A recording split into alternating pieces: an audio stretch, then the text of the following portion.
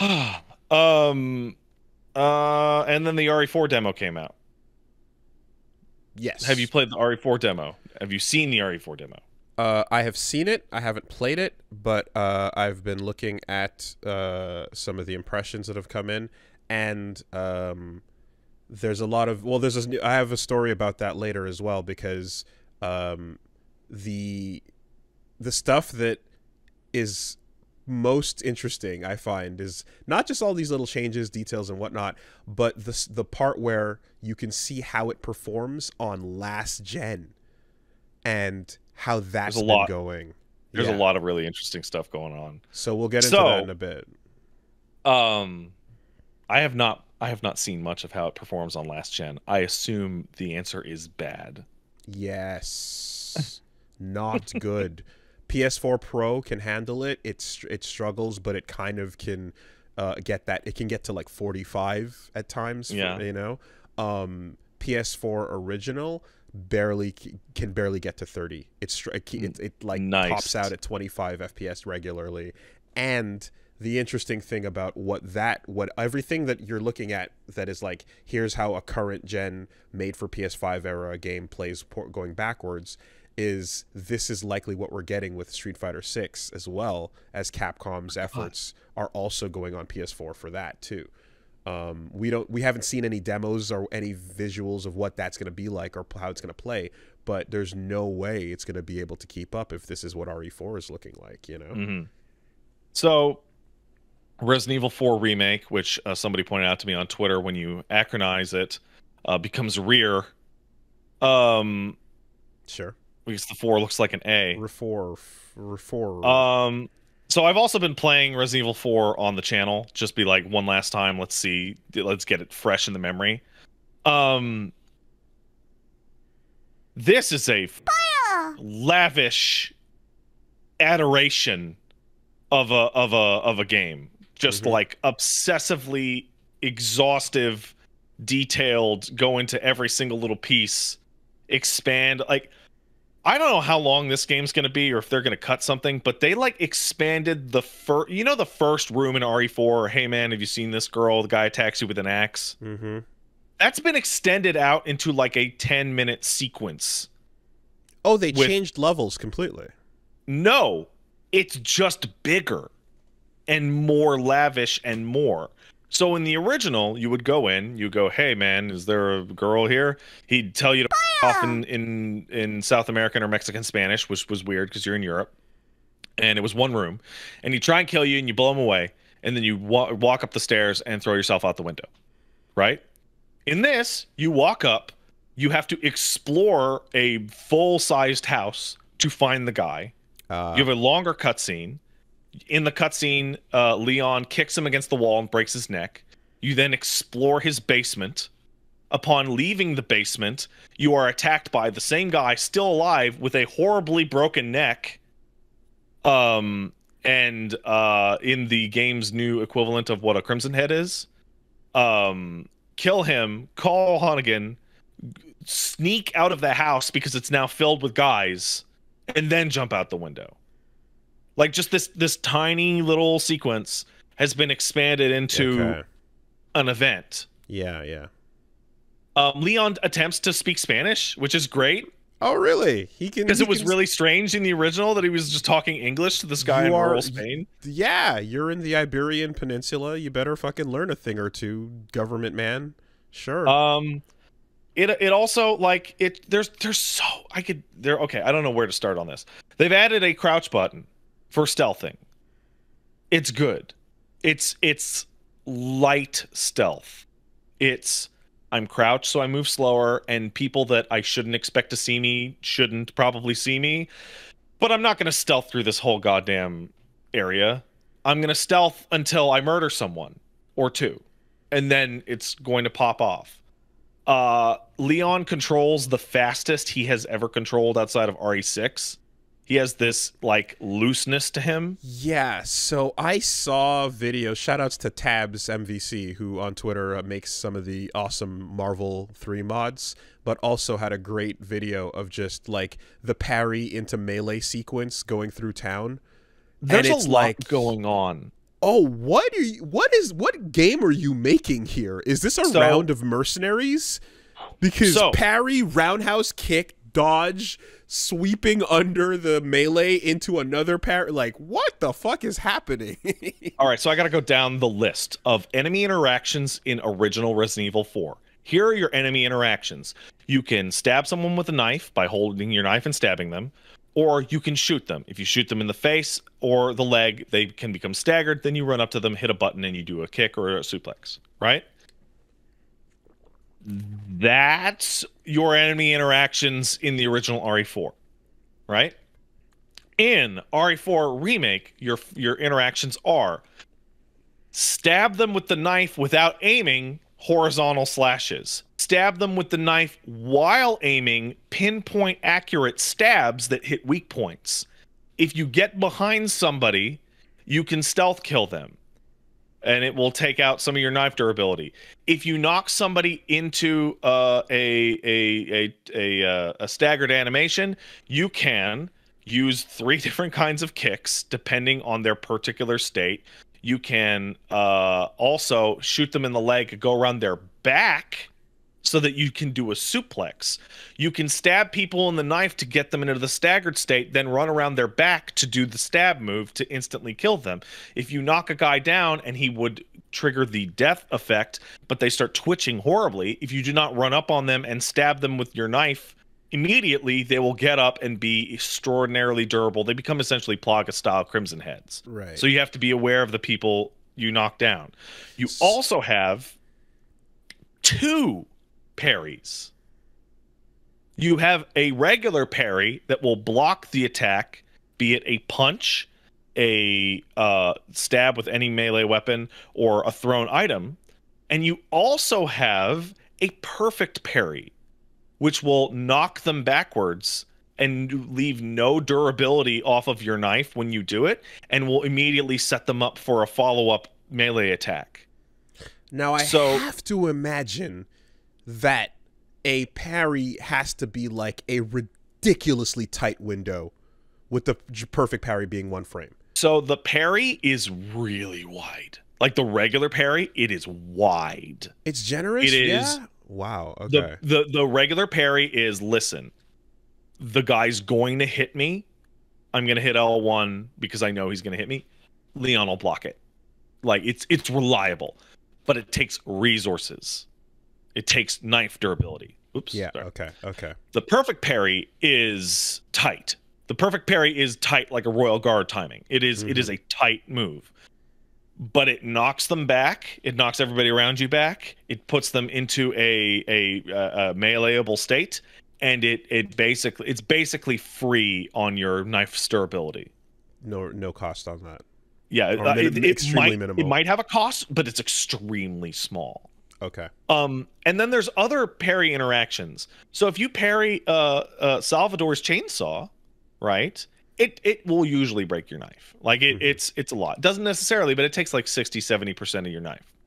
But it also turns off his chainsaw, which means he has to spend time turning it back on. Restarting and if you just keep putting ammunition into him, he's unable to turn his chainsaw back on. Wow. Okay. Sacrifice the knife for extra time on the clock. Interesting. Right. And this goes all the way to. Sorry, what's that?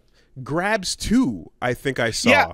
So grabs have a high hitbox. Like what? So for the broken neck guys have a stronger grab, but most people have a grab where they run forward and then their hands drop down. That has a high hitbox. So you crouch tech them, you duck them, and you move because they do have a vacuum on them.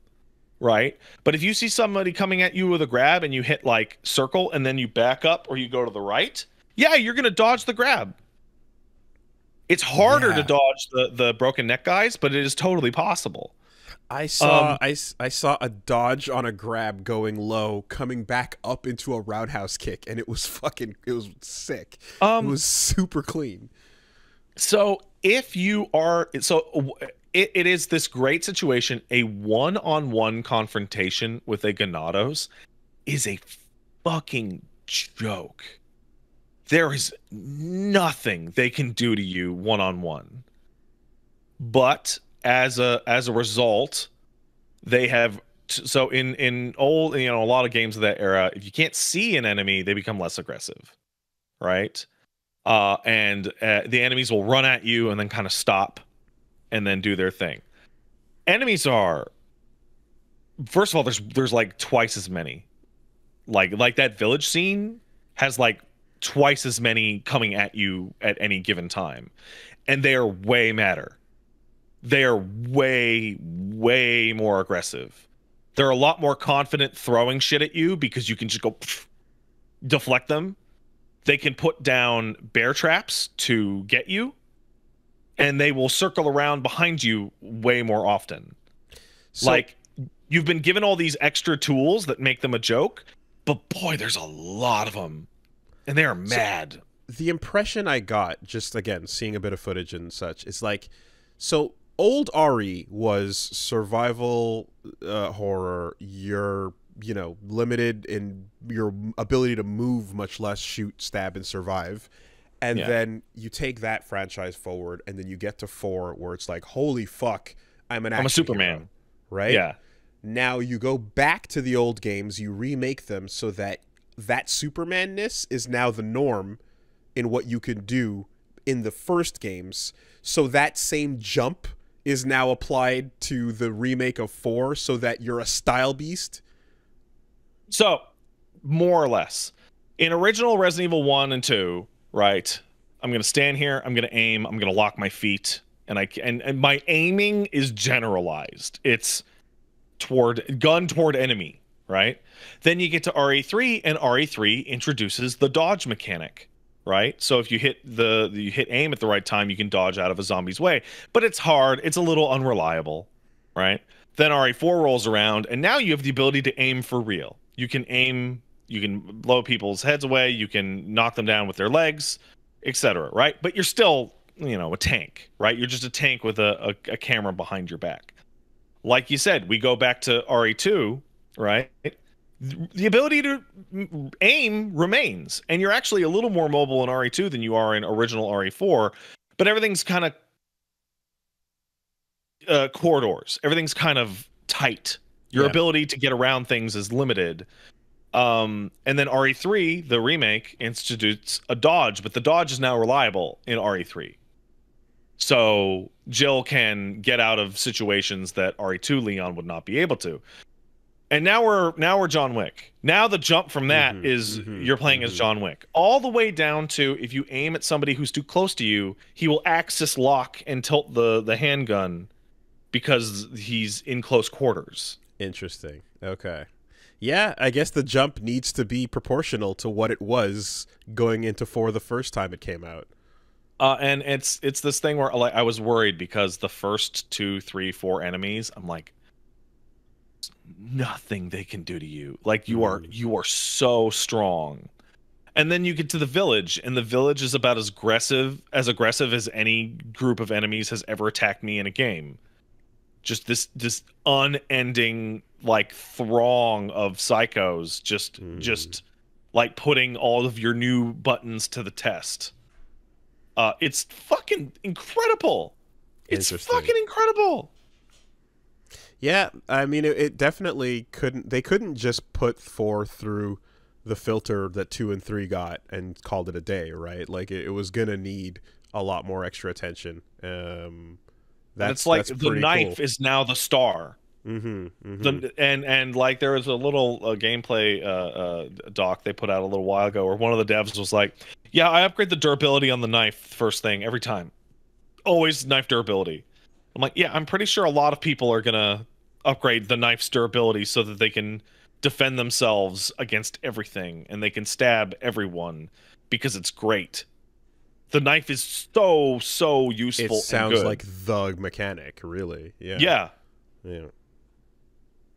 Interesting. I don't want to talk about yellow tape. I don't care about yellow tape. There's some folks that are bummed out that fucking there's yellow tape on windows and boxes that you have to break, and it's like it's a necessary contrivance because otherwise you wouldn't know buttons or boxes you could do. It's I mean, at the end of the day, I saw that thread, and it's like, yes, you can make it more immersive by putting the stickers on them or so or whatever. Like, Hi-Fi Rush has boxes with X's on them for the ones that break, and the ones that don't have them or whatever. You can do things that are like design, more immersive or whatever. But I think the language of like what surfaces to climb and all that is, at this point, like you said with the red barrels thing, it's like you just need to make sure nobody's going to make that mistake. Yeah, You it's need to make ironic because sure I was make talking it as about clear as Last of Us. possible. Last of Us also uses yellow, the same shade of yellow, to denote you can climb this or you can fuck with this. It also uses the, what I think is way worse, of like huge, shiny, glowing object, which, I mean, like, people would complain about this for Resident Evil, but in like your classic Resident Evil games, like, you know how you could pick something up because it was a 3D model on a 2D picture.